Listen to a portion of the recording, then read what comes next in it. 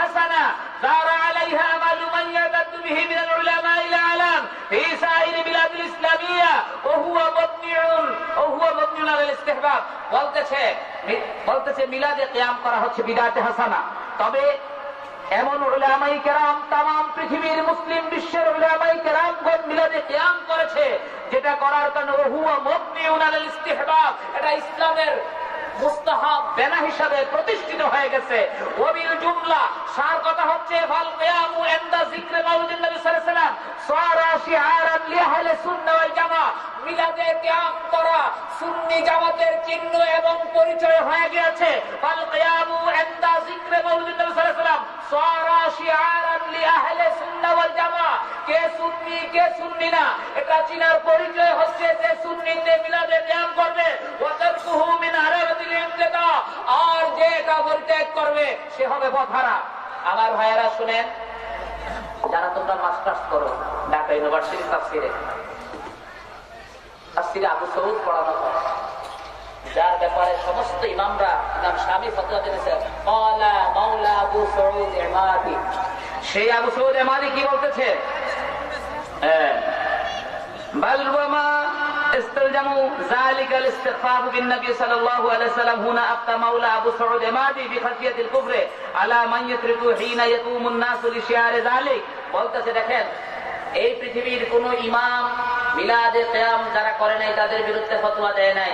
একমাত্র যারা কওমি ভাইয়েরা তোমরা বলো শাফিরা মিলাদে নিয়ে ফারাফারি করে, মিলাদের ব্যাপারে শাফিদের ফতোয়া হানাফিদের ফতোয়া নাই। আরে হানাফিদের ফতোয়া নাই, হানাফিদের ফতোয়াই বেশি। আর অনেক সময় বাহাসে গেলে তোমরা বলো হুজুর হানাফি মাযহাবের ফতোয়া দেন। আরে বেটা হানাফি মাযহাবই তো তোদেরকে কাফের বলছে না কারইলে। হানাফি মাযহাবের ফতোয়া হচ্ছে কেউ মিলাদে কিয়াম করলো না কোনো দোষ নাই। ইমাম মাওলা আবু সৌদ ইমাদি বলছে কিয়াম করছে, তোমরা 2-4 জন বইয়া রইছো, নিঃসন্দেহে তোমরা কুফরি করছো। কারণ তোমাদের দৃষ্টিতে কুফরি নাই, কিন্তু সকলে যখন মানুষের নবীজির সম্মানকে শিয়ার মনে করে দাঁড়াইছে, তোমরা দাঁড়াইবা না কেন? এই জন্য তোমাদের কুফরি হয়েছে। আজকে কওমিরা তোমরা আদাবুল মুফতি পড়ো, রসমুল মুফতি পড়ো, ফতোয়া শামী থেকে পড়ো, জলদা আউয়াল পড়ো। আজকে দেখো তোমরা ইমাম শামী রাহমাতুল্লাহ আলাইহি কি বলতেছে। তোমরা আজকে ইমাম শামী রাহমাতুল্লাহ আলাইহির কওলকে মানো না। তোমরা বলো ইমাম শামীকে তোমরা অনেক বড় চোখে দেখো। কিতাবের নাম আন-নাসরুদ দুরার ফি মাউলিদি ইবনে হাজার। এই কিতাবটা লিখেছে সাইয়্যিদ আহমদ আবিদিন শামী রাহিমাহুল্লাহু তাআলা। তিনি বলতেছে জারাত আল আদাতু বিআন্নাহু ইযা সাকাল ওয়াজ মাউলুদাহু সাল্লাল্লাহু আলাইহি ওয়াসাল্লাম যাকারু ওয়া দুআ উম্মিহি লাহু قام الناس عند ذلك تعظيما له هذا القيام بدعة حسنة لما فيها من إظهار الفرح والسرور والتعظيم بل مستحبة بل إضرابية। আগের কথাটাকে বাদ দিয়ে দিতেছে, বলতেছে যেটা জারাত আদা আমাদের নিয়ম মাফিক ভাবে একটা যুগ যুগ ধরে জারি হয়ে আসছে। তাওবি সতর্ক দিয়ে বলতেছে ঠিক নবীজির জন্মের কাহিনী আলোচনা কইরা এরপরে দাঁড়ায়া সালাম দেয়।